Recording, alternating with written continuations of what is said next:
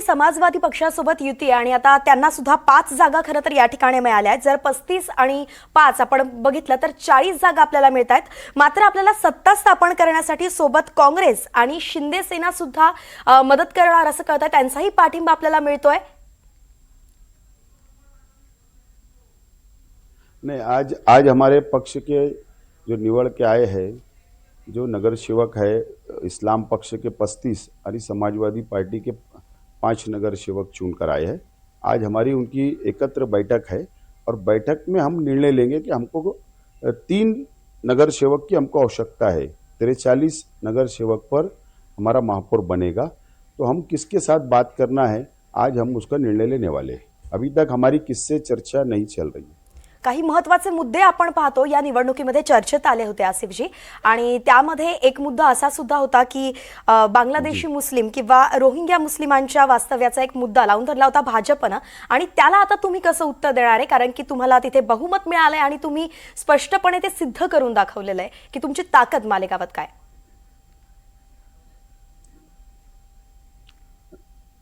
Bharatiya Janata party के नेता किरीट सोमैया ने 1 वर्ष पहले मालेगांव शहर वासियों पे विशेष मुस्लिम समाज पर बांग्लादेशी होने का आरोप लगाया और हमने उनका डिफेंस किया है।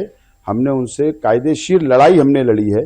हमने लोकतंत्र हमने बचाने के लिए, संविधान बचाने के लिए हमने उनका उत्तर देने का काम किया और 3400 जन्म दाखले जो 3400 है वो रद्द कर दिए हैं, वो रद्द हो गए हैं। आज भी 25 लोग आज भी सेंट्रल जेल के अंदर है, लॉकअप में है, आज भी जेल के अंदर है, एक महिला जेल में है। हमने उनके साथ माइनॉरिटी डिफेंस कमेटी हमने बनाकर हमारा लीगल सेल तैयार किया है और हम आज भी उनसे लड़ रहे हैं। हमारा महापौर बनेगा, हम सत्ता हमारा महानगर पालिका में आएगी, तो जो 3400 जन्म दाखिले जो रद्द कर दिए हम उसको ठहराव पारित करके दोबारा उनको जन्म दाखिले मिले, ये हम प्रयत्न करेंगे। और ऐसा जो खोटा आरोप किरीट सोमैया और भारतीय जनता पक्ष ने हमारे पे लगाया था, इसके अंदर कोई सत्य नहीं है। और हमने हमारे महानगर पालिका निवडणूक के प्रचार में हमने जनता को आश्वासित किया है कि हम जनता के साथ है, जनता के साथ हम रहने वाले लोग और जनता के साथ रहेंगे और उनके लिए लड़ेंगे, ये हमने आश्वासित किया है और जनता ने हमारे समाधान व्यक्त किया और हमको मत दिया है। आसिफजी, एक महत्त्वाचा आणि विशेष मुद्दा खरं तर तुमच्या पार्टीबद्दल सांगायचा तर भाजप सध्या राज्यामध्ये सांगते की प्रादेशिक पक्ष जे ते संपवायला भाजप निघाली असा वेळोवेळी आरोप होत असतो, आणि मालेगावात चित्र असं दिसतंय की तुमची ही स्थानिक पार्टी आहे आणि स्थानिक कार्यकर्त्यांच्या जोरावरती आज तुम्ही बहुमत सुद्धा मिळवलेलं आहे। समोर भाजप सारखं तगडं आव्हान असताना तुम्ही नेमकं नियोजन कसं केलं? कुठले महत्त्वाचे मुद्दे तुम्हाला वाटतंय जे तुमच्या विजयासाठी कारणीभूत ठरलेत?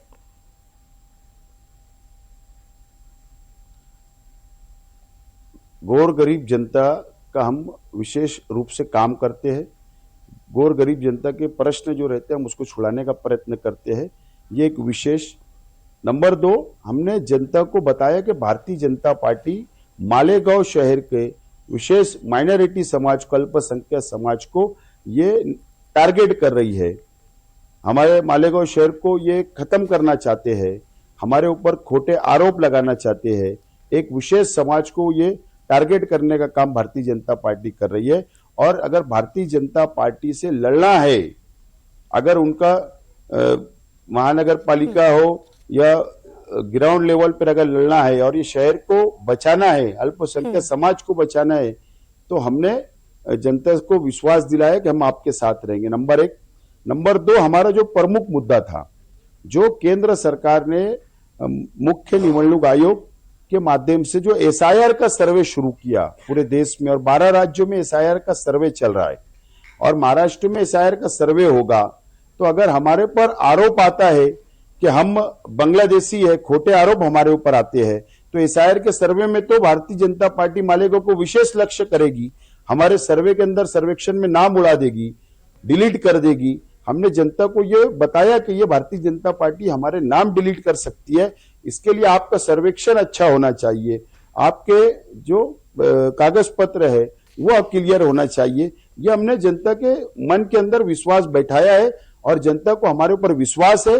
हम काम करने वाले लोग हैं और हम काम करेंगे और जनता ने हमारे विश्वास पर मत दिया है, गौर गरीब जनता ने मत दिया है और इसलिए हमारा एक रणनीति बहुत हमने बनाया था समाजवादी पार्टी और हमने मिलकर कि हमको ग्राउंड लेवल के मुद्दे उठाना है, जनता की समस्या के मुद्दे उठाना है। और हमने ग्राउंड लेवल की जनता के प्रश्न को उठाया प्रचार के समय। इसके लिए जनता ने हमको 35 सीट दिया है। आज जो विद्यमान आमदार है वो एमआईएम पक्ष के हैं, 2 टर्मों से विद्यमान आमदार एमआईएम पक्ष के हैं। और हम एमआईएम पक्ष आज 21 सीट लेके रुक गया है, 21 सीट उनको मिला है। इसका अर्थ ये होता है कि पिछले 6 साल से एमआईएम पक्षों ने मालेगांव शहर की जनता के लिए कोई काम नहीं किया है। सिर्फ वो इन्होंने जातिवाद किया है, हिंदू मुस्लिम किया है, लोगों को लड़ाने का काम किया है। ये मालेगांव के मुस्लिम समाज विशेष उनके ये लक्ष्य में आया है कि ये पक्ष हमारे लिए हानिकारक है और इसके लिए लोगों ने उनको नकार दिया और हम पर विश्वास दिखाया। तुम्ही एक महत्वाचा मुद्दा या ठिकाणी उपस्थित केलाय की खरं तर मालेगावमध्येच बाहेरचा पक्ष म्हणून आपण एमआयएमला म्हणतो, हैदराबादची ती पार्टी आहे आणि तुम्ही ते आव्हान एमआयएमचं समोर असलेलं 21 जागा जरी निवडून आल्या तरी तुम्ही मालेगावात ते पेललेलं आहे। पण जर राज्यभरात बघितलं तर मोठं यश एमआयएमला मिळालंय, म्हणजे 125 जागा त्यांच्या जवळपास निवडून आल्या आहेत। छत्रपती संभाजीनगरमध्ये तर 33 जागांचं आव्हान समोर आता उभं आहे। तर तुम्हाला काय वाटतं ते किती पुढे आव्हान असणार आहे संपूर्ण राजकीय पक्षांसाठी महाराष्ट्रभर? मालेगांव का परिस्थिति जो है कि एमआईएम को यहां पर ज्यादा स्ट्रांग होना मांगता था। अभी विधानसभा का आप निकाल देख लो, विधानसभा में मैंने एमआईएम के कैंडिडेट के सामने मैं उम्मीदवार था, लेकिन मैं 162 मत से सिर्फ इलेक्शन हारा हूं एमआईएम के सामने। उस समय हैदराबाद के ओवैसी भाई भी आए, उनके दोनों भाई आए, उनके 5 आमदार यहां बैठे थे। उसके बाद भी मैं 162 मत से, इसका मतलब वो नाकाम हो गए। एमआईएम पक्ष ने यहाँ की जनता का विश्वास खत्म हो गया है, जनता ने विश्वास उन पे खत्म किया है। और मालेगांव शहर के मुस्लिम समाज के अंदर ये लक्ष्य में आया है, ये समझ गया मुस्लिम समाज कि एमआईएम पक्ष जो है ये सिर्फ हिंदू मुस्लिम लड़ाओ, अपनी राजनीति सीधी करो। और अब ये समय आएगा कि पूरे महाराष्ट्र नहीं बल्कि पूरे देश से इनका ये खत्म हो जाएगी, ऐसा मुझे पूरा विश्वास है। पण आसिफजी तसं दिसत तर नाहीये ना, तुम्ही तो विश्वास व्यक्त केलाय, मात्र वर्षानुवर्ष आपण पाहतोय सीट्स तर वाढतच चाललेल्या आहे एमआयएमच्या। ते चित्र दिसत नाही आता, ज्या पद्धतीने तुम्ही विश्वास व्यक्त केलाय की एक दिवस ती संपेल, पण ते दिसत नाहीये। बाहेरचा पक्ष असून सुद्धा राज्यात ते मुळं त्यांची पसरवताना दिसतात। विषय ऐसा है कि कांग्रेस पक्ष जो सेकुलर पक्ष है, उसके अंदर हिंदू मुस्लिम सभी समाज सभी धर्म के लोग वो पक्ष के अंदर नेता है, नंबर 1।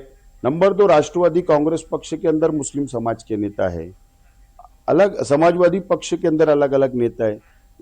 कारण क्या है कि आह्वान देने वाले नेता अभी तक एमआईएम को नहीं मिले हैं। नेतृत्व तो कांग्रेस के पास अब मुस्लिम समाज का नहीं रह गया है। राष्ट्रवादी शरद पवार गढ़ के पास अब मुस्लिम समाज का नेतृत्व तो नहीं रह गया है। तो विकल्प नहीं है जनता को, महाराष्ट्र की जनता को विकल्प नहीं है।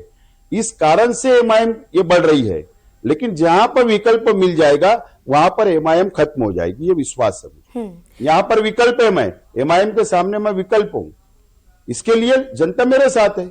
अब दूसरे शहर के अंदर अब आप देखो संभाजीनगर, औरंगाबाद, या आप अगर देखेंगे परभनी, या अगर आप देखेंगे नांदेड़, या अगर आप मुंबई परिसर देखेंगे, तो यहां पर नेतृत्व नहीं है मुस्लिम समाज का, नेता अब नहीं है जो एमआईएम से लड़ सके। लोगों को विश्वास कम है, पर्याय नहीं है। पर्याय जिस दिन सामने आएगा उस दिन एमआईएम खत्म होगा। हमारे वहां हमने पर्याय था, मैं पर्याय हूं, हमारा पक्ष पर्याय है, हमारे कार्यकर्ता पर्याय है, इसके लिए खत्म हो गया। एक महत्वाचा मुद्दा आहे खरं तर। अशी चर्चा आहे आसिफजी की आता सत्ता स्थापन करण्यासाठी तुम्हाला जे बहुमताचा आकडा पाहिजे त्यासाठी दादा भुसेंचा जो पक्ष आहे शिवसेना, त्याचा पाठिंबा तुम्हाला भेटू शकतो किंवा त्याला सोबत घेऊन तुम्ही पुढे सत्ता स्थापनेचा दावा करू शकता। यात किती तथ्य वाटतं किंवा तुमचं याच्यावरती काय म्हणणं आहे? खरंच तुम्ही शिवसेनेला तशी संधी देणार आहात का? नहीं, शिवसेना पक्ष इससे पहले 2017 के महानगर पालिका के निवडणूक में हम जब कांग्रेस पक्ष में मैं था, उस समय मेरे पिताजी थे, उस समय हम शिवसेना और कांग्रेस ने मिलकर यह सत्ता स्थापना की थी। लेकिन परिस्थिति राज्य की राजकीय चेंज होने के कारण से आज की परिस्थिति अलग है। अभी मैंने आह्वान किया हूं कि लोगों का बहुमत हमको, लोगों का कौल हमको है। शहर की जनता ने हमको 35 सीट चुन कर दिया है, 5 समाजवादी, 40 सीट है, हमको 3 सदस्य कम है।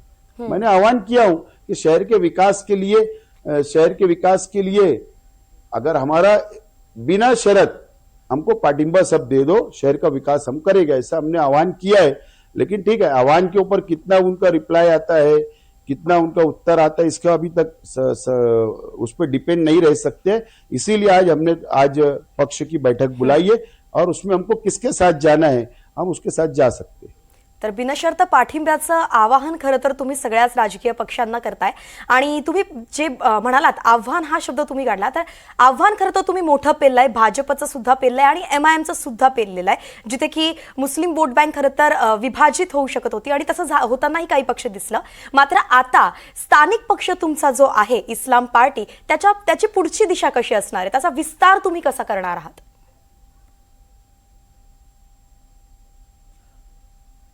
हमारा जो इस्लाम पक्ष है, ये इसका शॉर्ट नाम है।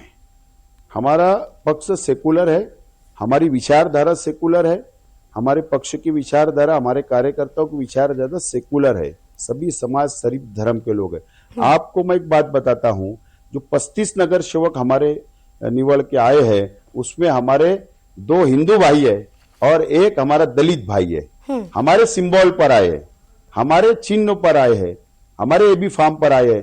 तो ये शहर की जनता को ये पता है कि इस्लाम पक्ष सिर्फ शॉर्ट नाम है, लेकिन हम विचारधारा हमारी सेकुलर है। इसके लिए विस्तार करने के अंदर हमको बहुत ज्यादा समय नहीं लगेगा।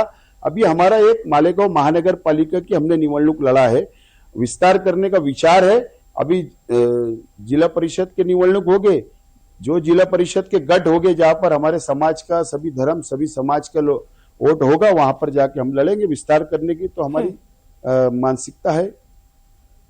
आसिफजी, एक शेवटचा प्रश्न की तुम्ही सांगितलंय, आता आपण पाहतोय महापौर बसवण्यासाठी तुम्ही वाटचाल केलेली आहे, मात्र महापौर पदासाठीचा तुमचा चेहरा कोण असू शकतो?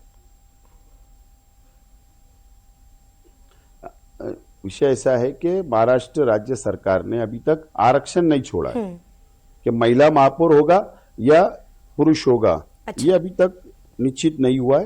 एक टाइम वो आरक्षण निश्चित हो जावे, उसके बाद हमारे पास सब कैंडिडेट हैं। हमारे पास महिला भी है, हमारे पास पुरुष भी है, हमारे पास SC समाज में भी है, हमारे OBC समाज में भी है, हमारे पास हर कैटेगरी है।